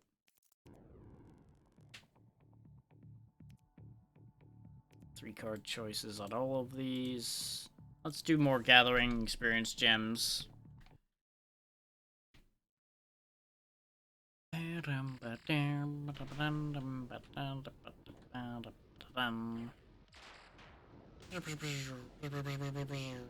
know, I can't really gather experience gems if there's no enemies game. Hello? Hello? Actually, if you look in front of my ship, you'll notice that there's, like, this very faint circle. I think that's the radius for my missile launcher. Like, it'll hit somewhere in that vicinity. I didn't notice that till I was waiting for the enemies to show up. Longer tractor beam length. Let's get a flak turret.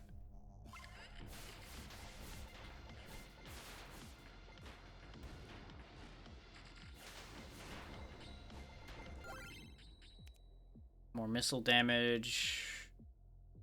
Auto sniper. That's where we get the tagging from for the one upgrade we saw that I didn't understand.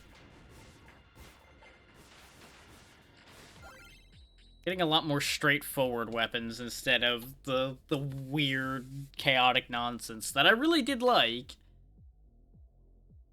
10% chance to Nova explode on hit to all quadrant weapons.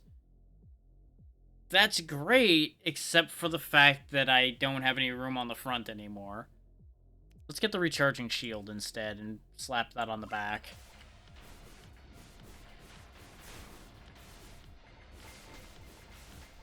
If I had another spot on the front, I absolutely would have gotten the Nova exploding for the front quadrant. And just watch all of those guns set off crazy explosive nonsense. But that's just not viable right now. Ah, that's why the shield keeps acting like it's weird. It's that whole bubble around me, so if they contact that, it ends up triggering the shield to break.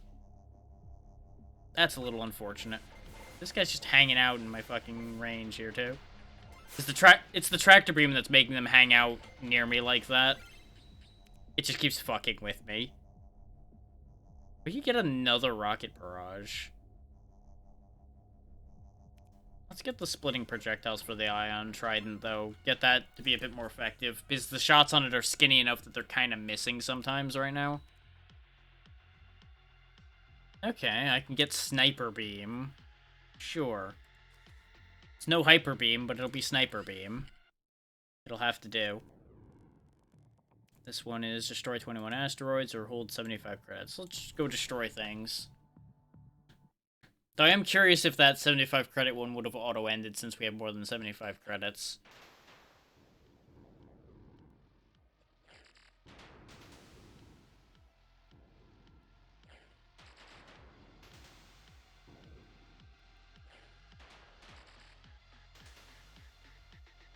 Apologies for the yawning. I didn't exactly have the best night last night, as was mentioned in Riptide. I certainly had worse, just there were some mild aggravations. That sniper beam is actually really good, because it pierces the entire screen. Yeah. Tip, tap, tip, tap, tip, tap, tip, tap.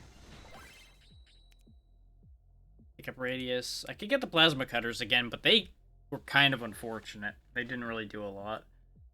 Let's try rerolling that. Somehow I knew I was going to get the scout drone as soon as I put away the thing that would combine with it. We'll take the scout drone, though. There's more things that'll collect resources without me having to go get them.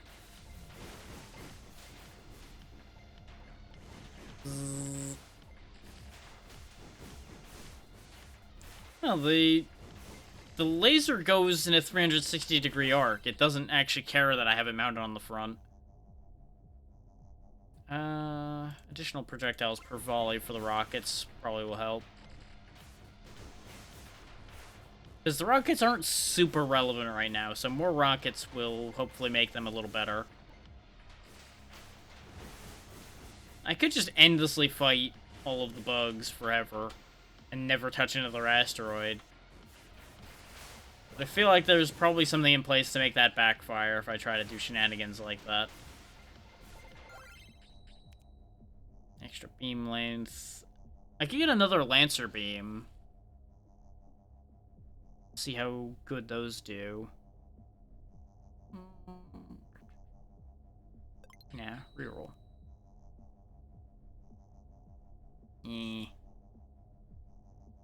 These are unfortunate. There we go. Now we got something. The cruise missile doesn't upgrade into anything, and I don't particularly care for orbital mines. And this wasn't doing a ton, so I'll take the cruise missiles regardless. This means that might be a slightly dead slot in the inventory, which is okay. We can just replace things need be. We learned that by accident with the God Rays. I kind of wish this game actually had a crazier combination system where you can just, like, combine anything with anything and it'll do something weird. But I also know that coding that would be absolute insanity. Ooh. Chance to fire whenever an enemy is ion frozen. This has a 100% ion freeze chance. So anytime this hit, it would fire again. You see where the thought's going? Well, it would have a 5% chance to fire every time something is frozen. Which, with the amount of targets, still seems like it'll happen pretty often. Like, there's a very real chance that that starts cascading out of control, and I am here for it. Because there's probably upgrades where it'll happen more often, too. We are getting the higher-end enemies now, though, which is starting to cause me a bit of a bother. For those wondering, by the way, I am not controlling my weapons at all. I have no control over my weapons. They just do what they do, aside from turning myself to face forward with whatever forward-firing ones I have. Those I have a little bit of control over where they're going, but not a lot. This is actually the two extreme ends of that spectrum for this type of game, actually, where I had full weapon control to a degree in Halls of Torment, and I have no weapon control in this at all. Chance to burn area on either of those. Ion beam turret. Tagging module. Dread beam. Okay.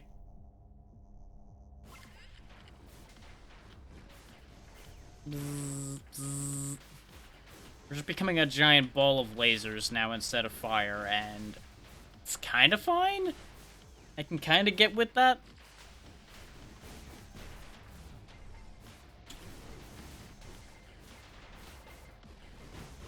I need to start getting better at actually using that boost to get through things. Looks like the threat range has gone up a bit more, so we're getting paid more. So I see 120% credits at the bottom. And, of course, level 4. With over 700 skull, which I'm assuming is the actual, like, incremental threat rate. Kind of like how Risk of Rain has a time-based threat number. Don't really want any of those. Meh. No. Atom Beam. Okay. Oh yeah, that's the thing we had that got us point defense. Explosive pattern area and damage surrounding ship.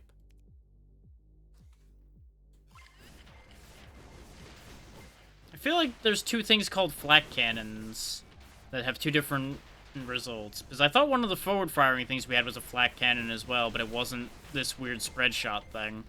That's actually kind of doing okay, but confuses me. We can destroy this asteroid and get out of here, though, so we're gonna do that. Because we are getting fucked up.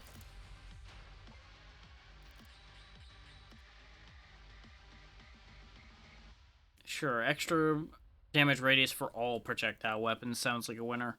As opposed to a couple of them getting, like, a slight boost to their size. A global size boost seems like a better idea. We're leaving these hatcheries alone this time. That seems like a bad situation to get myself into. Because I'm too easily distracted for that kind of task at the moment.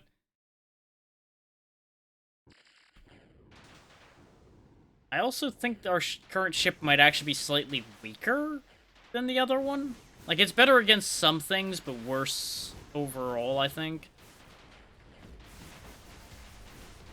Is like, the other ship was better against crowds than this, for sure, because of the giant flames and everything. But I think this kills individual targets a bit better when it actually hits them.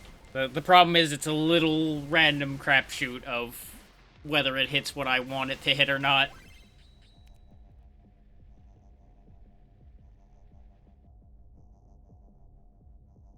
So, you know, that's a slight problem. I just heard something, so I was sound checking for a second.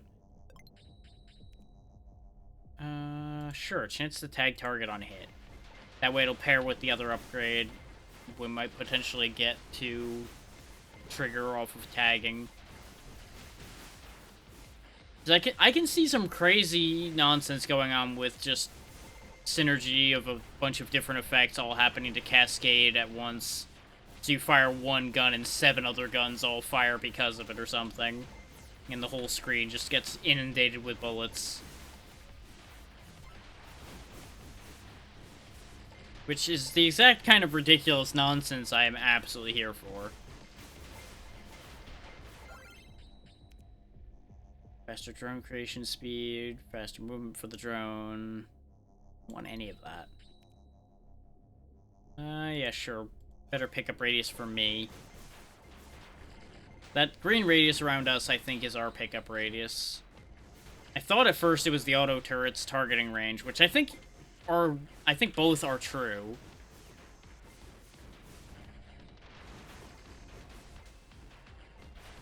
But they're separate amounts, just our initial pickup radius is the same as our turret's radius, basically, is what I was getting at with that.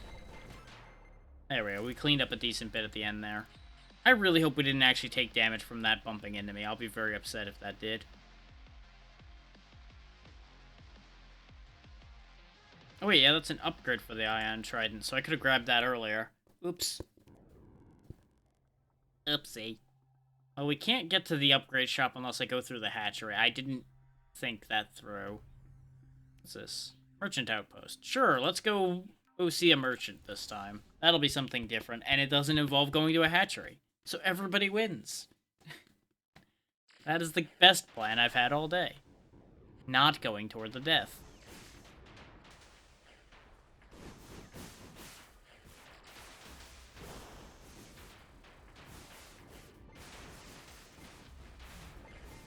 There goes my shield.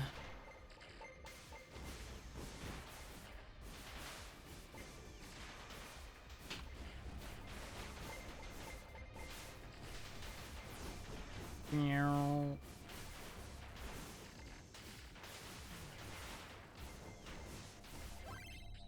Let's see. More attack speed. More chance to split projectiles. We got that once already for it. So let's go ahead and get the attack speed for all projectile weapons, because we have a lot of projectiles on this vessel. Just look at how fast that enemy kill count is rising. That just goes to show you just how much shit they're sending at me constantly right now.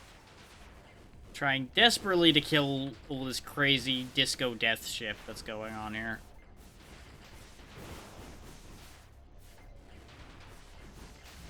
It's a good thing all these guns fire automatically, otherwise it would get very difficult to manage all of these weapons firing in different directions constantly. Could you imagine trying to fire all of these weapon systems on your own? I mean, that would just get out of hand so fast. Just like me crashing into that entire crowd got really out of hand really fast.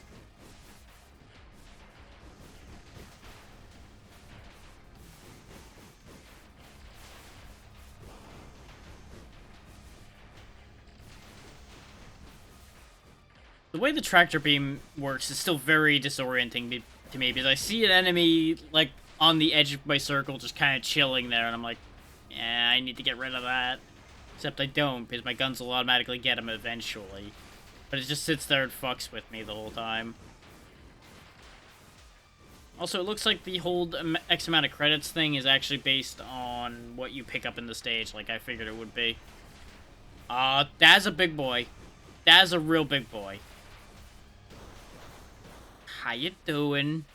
You're real big, and I don't like that. Could you cease being so big? I'm kind of intimidated. Thankfully, he seems largely ineffectual, so we got that going for us.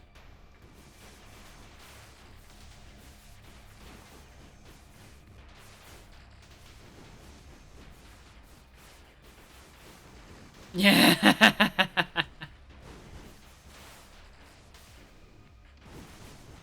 Good. That is goal achieved.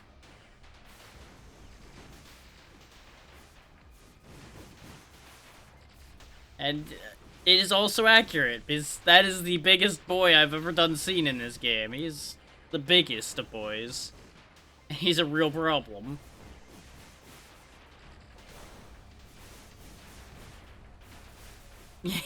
Yeah. Mega chonk bug. And I am not getting enough credits to get away from this either, so this is an issue. Okay. You know, when they say we're not getting paid enough for this, I really don't think this is what they had in mind.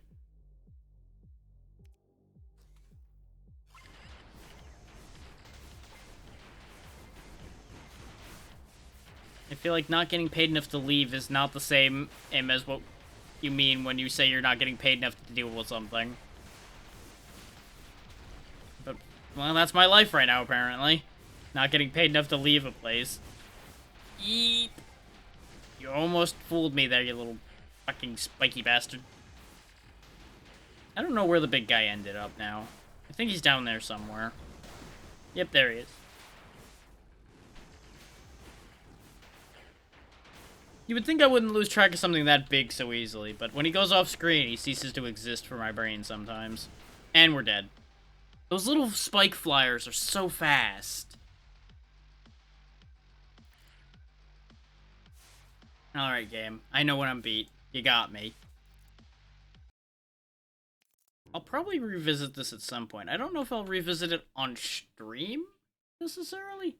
Because it's a fun enough game, but I don't know if it, like, really is so much for people to watch. If that makes sense?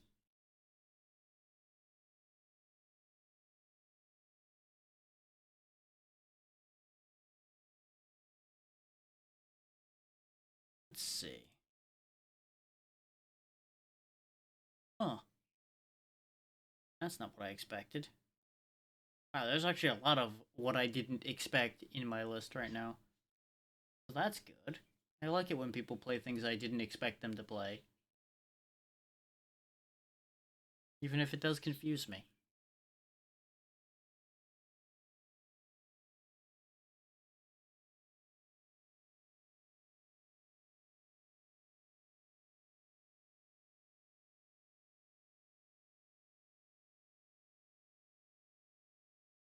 Yeah, you know what? That seems like the fun thing to drop in on and see what the hell they're up to.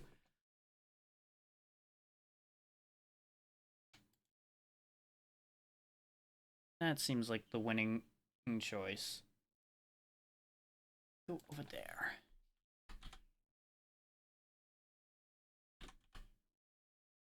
As soon as I can get it to understand who I'm looking for here. How the hell is his thing spelled? Because it's weird. There it is. Wait, is he really only just now starting? Hold up. That starting soon screen I saw a lie, or is that actually only just now starting? Oh yeah, no, he is just starting.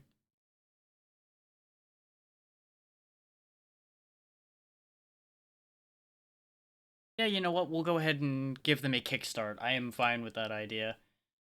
So, thank you all for taking the time to be here for this. We'll be going over to see Ace, who is apparently going to be playing GTA 5 with some people he knows. I did not realize he even touched that game, but that's neither here nor there. As I said, tomorrow should be For the King with Xeno. We may get a third, I don't know. We might just play it by ear with two. Saturday is again playing it by ear. If Proto Droid ends up somewhere I can get a hold of it, I'll probably play that for Saturday. Otherwise, I have plenty of things I can pull out of my pocket for that. We'll figure something out. Yeah, I think that's all I've got for right now.